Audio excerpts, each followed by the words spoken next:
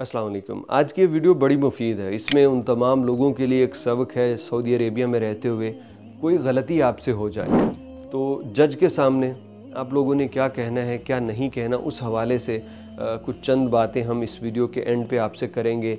देखते रहिए और शेयर कीजिए। वीडियो लंबी हो सकती है क्योंकि इसको बतलाने वाले जो साहिब हैं उन्होंने पूरी डिटेल के साथ बतलाई और उन्होंने ख़ुद शाह सलमान से मुसाफ़ा भी किया। अपने जो उनके ब्रदर इन लॉ थे उनका केस लेके भी वहाँ पे गए। फिर शाह सलमान से मुलाकात में क्या देखा, वो सारी चीज़ें इन्होंने तफसील से बताई हैं। वीडियो में कोई कमी बेशी हो सकती है, लेकिन मैं कोशिश करूँगा पूरी जो स्टोरी है वो आप तक वैसे ही पहुँचाऊँ जैसे इन्होंने हमें बतलाई। इन साहिब का नाम खुरम आफाक है, ताल्लुक़ कराची से है, बिजनेसमैन फैमिली से ताल्लुक़ है।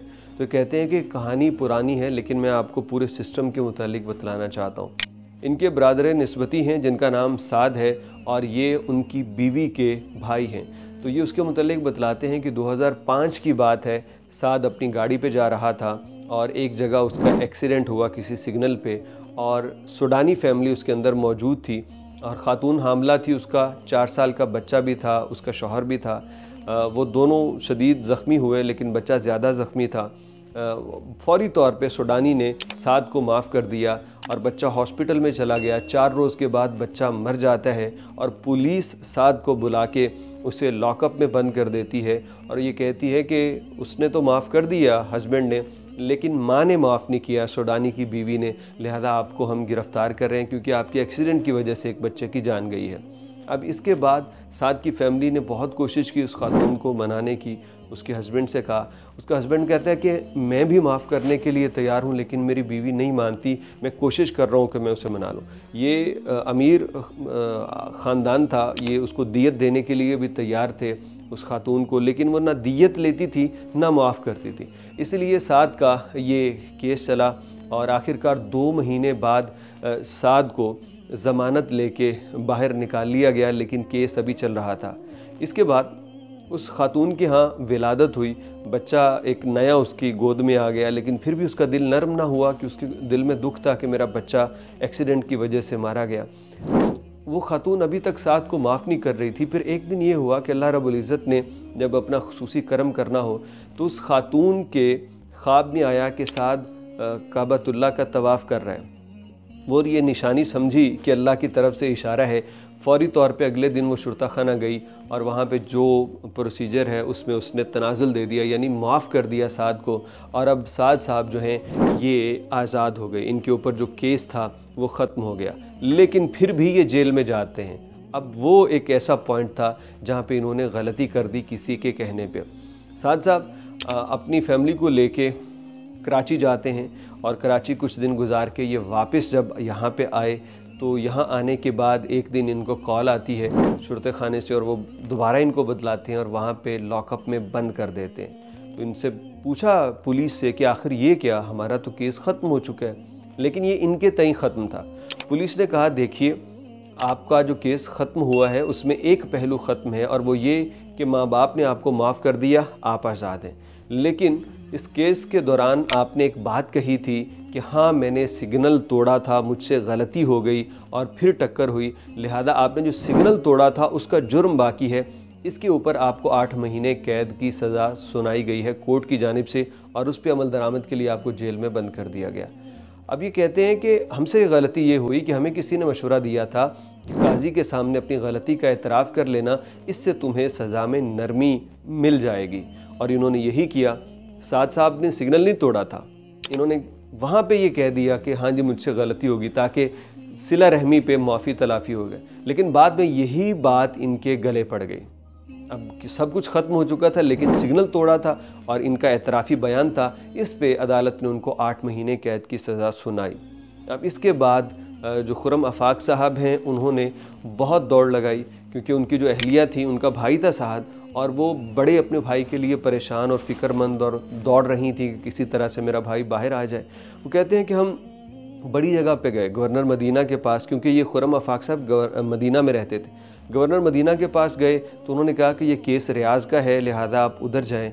तो वहाँ जब गए तो गवर्नर रियाज़ से मुलाकात की भी एक लंबी स्टोरी है। पहले प्रोसीजर होता है, उसको फॉलो किया, अपनी जो फ़ाइल है वो जमा कराई।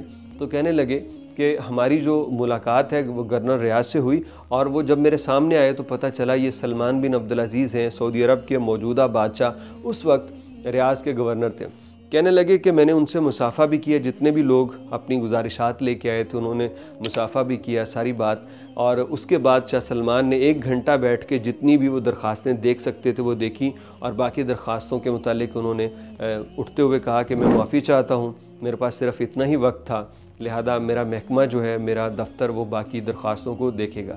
अब बाकी दरख्वास्तों में इसलिए साद के लिए कुछ अच्छा फ़ैसला ना हो सका क्योंकि जो मेन उनकी केस की फ़ाइल थी वो इनसे गुम हो गई या शुरते खाने से मिल नहीं रही थी, लिहाजा साद को जेल में ही रहना पड़ा।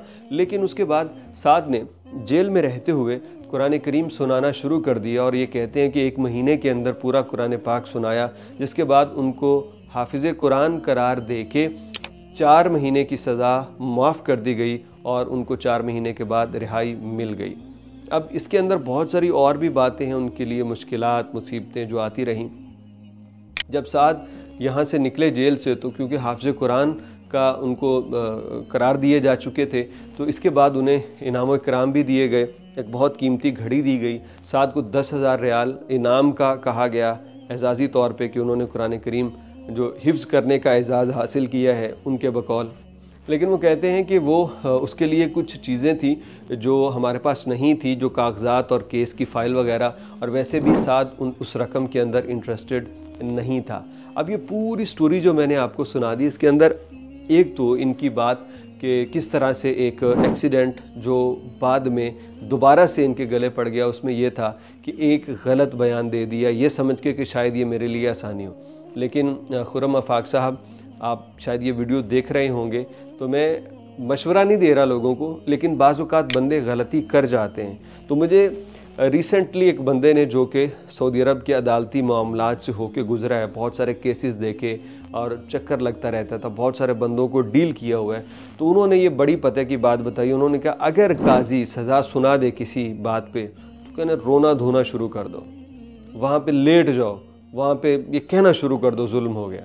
मतलब ये है कि एक बंदे से गलती हो गई, अब गलती होगी, वो नादिम भी है, शर्मिंदा भी है, लेकिन जब सज़ा मिले ना तो उस पर चुप नहीं करना, उसके ऊपर रोना धोना शुरू कर दो, उसके ऊपर जो हो सके। बहुत सारे केसेस में ये होता है कि काजी जो सख्त संगीन केस नहीं होते उसमें तरस खा के वो सज़ा माफ़ कर देते हैं, बंदे की हालत देख के वो सज़ा में नरमी कर देते हैं। तो ये बात जो मैंने शुरू में की थी, अगर खुदा न खास्ता कोई फंस जाए, मैं ये कातिल को मशवरा नहीं दे रहा, मैं ये ड्रग स्मगलर को मशवरा नहीं दे रहा, मैं किसी जानी को, किसी मनी लॉन्ड्रिंग वाले बंदे को, ह्यूमन ट्रैफिकिंग वाले को, भिखारी को, मैं किसी को ये मशवरा नहीं दे रहा। मैं सिर्फ उन बंदों को जिनके मामूली तनाज़ात हैं और उसके सिलसिले में अगर अदालत कोई फ़ैसला ऐसा सुनाए, तो भैया वहाँ पे जो मैंने बात की ये करोगे तो ज़रा उम्मीद है कि शायद उसके अंदर कोई राहत मिल जाए, कोई रिलैक्सेशन मिल जाए। लेकिन कभी भी ये सोच के कि मैं ये जुर्म मान लूँ और शायद मेरे साथ नरमी हो, ये मत कीजिएगा, क्योंकि ये बाद में उल्टा गले पड़ सकता है।